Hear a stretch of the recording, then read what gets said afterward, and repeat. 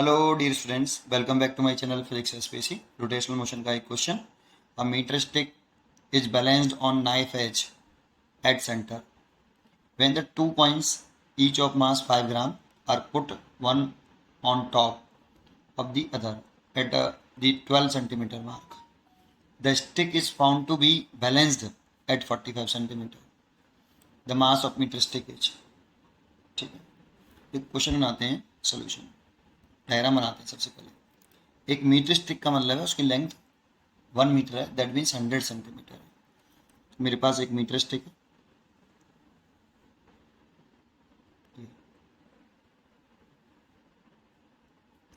यहाँ पे इसका 0 मार्क है और यहाँ पे इसका मार्क 100 सेंटीमीटर है, क्योंकि इस मीटर स्टिक का मतलब इसकी length 1 metre, that means 100 centimetre. Is balanced on the knife edge at centre. तो ये सेंटर ऑफ मास है रॉड का, और यहीं पे एक नाइफ लगा हुआ है ऐसे, और इस जगह पर ये बैलेंस होती है, मतलब नेट फोर्स 0 रहता है और नेट टॉर्क 0 रहता है। ठीक है, पूरी रॉड का। फिर कह रहा है ये तो फर्स्ट केस है, तो सेकंड केस क्या कह रहा है? When 2 coins each of mass 5 gram, 2 coin है और ईच का मास 5 ग्राम है, are put one on top of the other, एक के ऊपर एक रखे हैं, एट द 12 सेंटीमीटर मार्क। तो देखो ये 0 मार्क, ये 100 सेंटीमीटर मार्क, तो ये सेंटर है, तो ये 50 सेंटीमीटर मार्क, और 50 का आधा 25 और 25 का आधा 12.5, दैट मीन्स 12 यहाँ पे ले लेते हैं, ये 12 सेंटीमीटर मार्क हो गया। ठीक है, तो इस जगह पर एक मीटर स्टिक रख दी उसने, ये मीटर स्टिक है। सेकंड केस में कह रहा है ये तो 0 वाला मार्क हो गया, 12 सेंटीमीटर मार्क पर उसने 2 कॉइन रखे हैं जिनका मास 5 ग्राम है, एक के ऊपर एक रख दिए हैं, तो इस जगह पे 2 कॉइन रख दिए एक दूसरे के ऊपर, तो टोटल मास हो जाएगा 10 ग्राम। ठीक है, और 12 इस जगह पे रखे हैं, ये मार्क जो है इस जगह पे 12 सेंटीमीटर का मार्क्स है। ठीक है, फिर क्या करें आगे? The stick is found to be balanced at 45 centimetre. अब स्टिक कहाँ पर बैलेंस होती है? 45 सेंटीमीटर पर।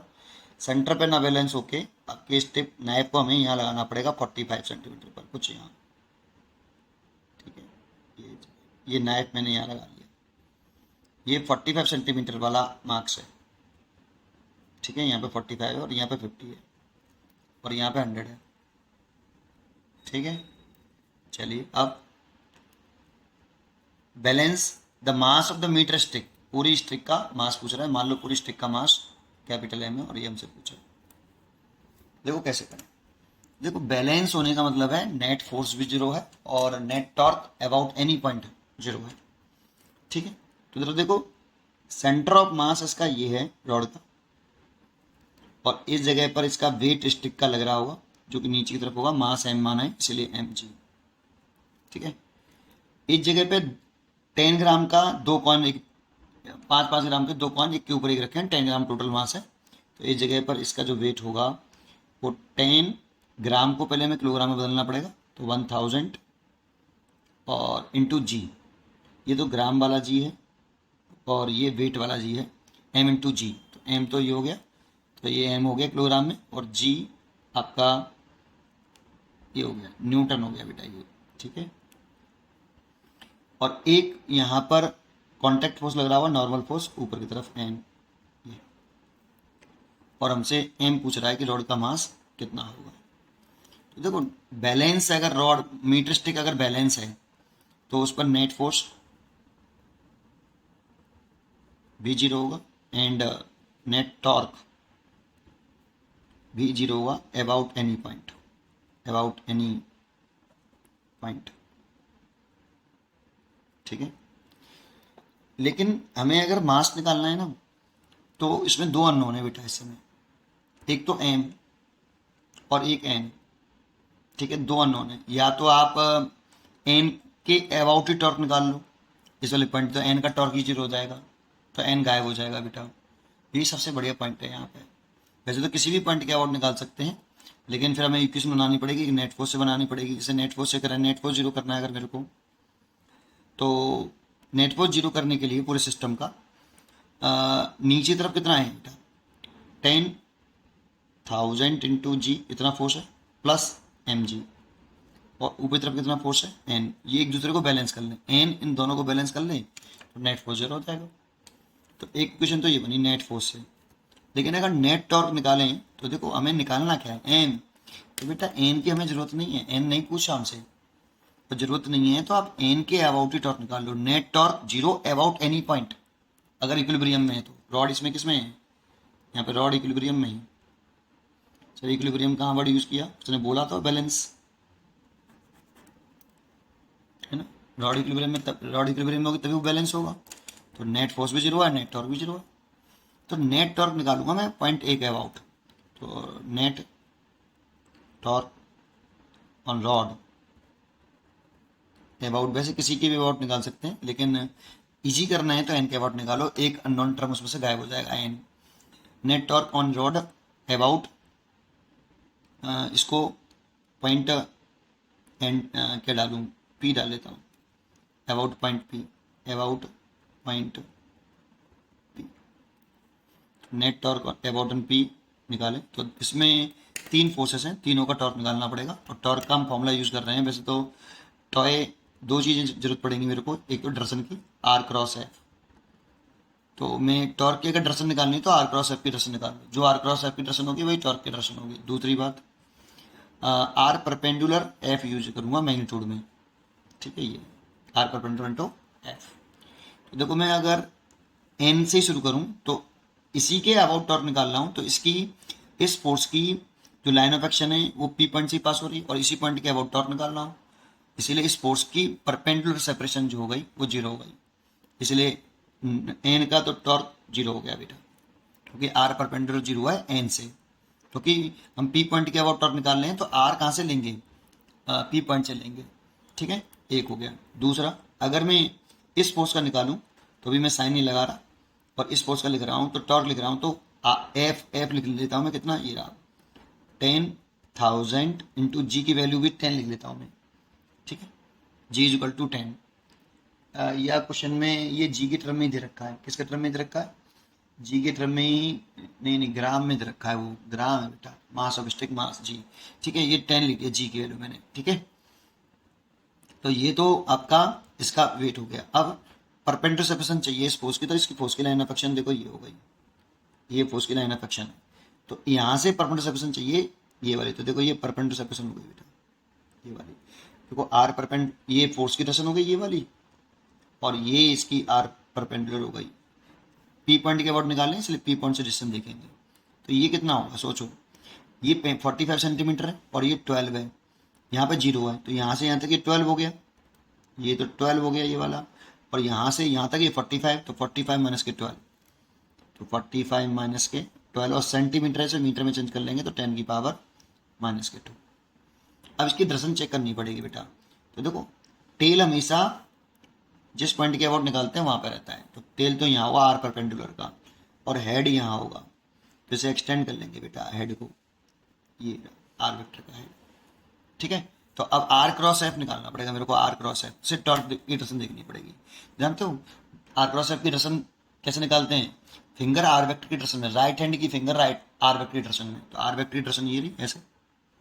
हमेशा head point of application of force पर आता है, और टेल जिस पॉइंट के अबाउट टॉर्क निकालते हैं वहाँ पे आता है, ठीक है। तो हेड इधर आएगा तो आर आर क्रॉस एफ, तो आपकी फिंगर आर वेक्टर की डायरेक्शन में, तो मैंने कर ली। और एफ की तरफ, आर से एफ की तरफ छोटे एंगल से घुमाना है, देखो ऐसे घुमाएंगे, ऐसे यहां से आर से एफ की तरफ घुमा दो, छोटे एंगल से आर से एफ की तरफ अपनी फिंगर को कर करिए, और जिधर थंब आ जाए वही टॉर्क की डायरेक्शन है। तो देखो आर क्रॉस एफ करें ऐसे, तो ऐसे घुमा दिया मैंने, देखो ऐसे थोड़ा सा आगे कर लो, ऐसे रोटेट कर रहा हूँ, थंब किधर आ रहा है ऊपर, तो टॉर्क की डायरेक्शन ऊपर है, और जब भी टॉर्क की डायरेक्शन ऊपर आई तो उसे पॉजिटिव मान लेते हैं, मैंने उसे पॉजिटिव माना है टॉर्क, ठीक है। एक हो गया। अब इसका टॉर्क निकाल लिया, इस वाले का टॉर्क निकाल लिया, अब बचा एम जी। एम जी का टॉर्क निकालें तो अभी साइन नहीं लगा रहा, साइन चेक करके लगाऊंगा। एम जी इसकी इस पॉइंट के अबाउट टॉर्क निकाल लेना, पी पॉइंट के, तो पी पॉइंट से परपेंडिकुलर डिस्टेंस ये वाली होगी बेटा, ये वाली, ये line of action of force होगी, तो इस फोर्स पर इस फोर्स के परपेंडिकुलर ये जो डिस्टेंस है, इस वाले फोर्स के परपेंडिकुलर डिस्टेंस ये वाली है। और कहाँ से देखेंगे? पी पॉइंट के, जिस पॉइंट के अबाउट टॉर्क निकालते हैं वहां से देखते हैं। तो यहाँ पर टेल आएगा और यहाँ पे ये हेड आएगा ऐसे। इसको एक्सटेंड कर लेंगे क्योंकि हमेशा टेल टेल एंगल देखते हैं हम, तो ये एंगल बनेगा बेटा आपका 90 डिग्री। ठीक है, तो वैल्यू लिखे हैं तो परपेंडिकुलर डिस्टेंस कितनी हो गई ये वाली। तो देखो यहाँ पे 50 सेंटीमीटर का मार्क है और यहाँ पे 45 सेंटीमीटर का मार्क है ना। तो 50 माइनस के 45, दैट मीन्स ये जीरो वाला मार्क यहाँ पे है। जीरो यहाँ से यहाँ तक 45 और यहाँ से यहाँ तक 50, तो ये वाला मार्क जो डिस्टेंस हो गई वो 5 सेंटीमीटर हो गई। तो 5 इंटू 10 की पावर माइनस के 2, ये परपेंडिकुलर डिस्टेंस हो गई। R perpendicular multiplied by F. अब डायरेक्शन चेक कर लें, तो आर क्रॉस एफ की, आर की डायरेक्शन ये, तो आर से एफ की तरफ मतलब एम जी की तरफ घुमाएं छोटे एंगल से। ऐसे घुमाएंगे तो बड़ा एंगल होगा और छोटा ऐसे घुमाएंगे तो छोटा एंगल होगा। तो अपनी फिंगर को, राइट हैंड को, पहले अपनी फिंगर को किधर रखिए? आर वेक्टर की डायरेक्शन में, राइट हैंड की, और उसे छोटे एंगल से एफ की तरफ घुमा दीजिए। तो थंब किधर आ रहा है? देखो नीचे की तरफ, और नीचे आ रहा है तो क्रॉस बनाएंगे और इसके लिए टॉर्क होगा नेगेटिव। ठीक है ना। चलिए, अब ये वाला टॉर्क तो नेट टॉर्क जीरो है ना अबाउट एनी पॉइंट, तो ये तो जीरो हो गया, तो इसको जीरो रख दें। इजिकल टू, देखो ये जीरो से ये जीरो और इस जीरो से ये जीरो कैंसिल, है ना। तो ये बचा 1/10 और 45 में से अगर हम 12 सब्ट्रैक्ट करते हैं तो ये 33 और इसे 10 की पावर माइनस के 2।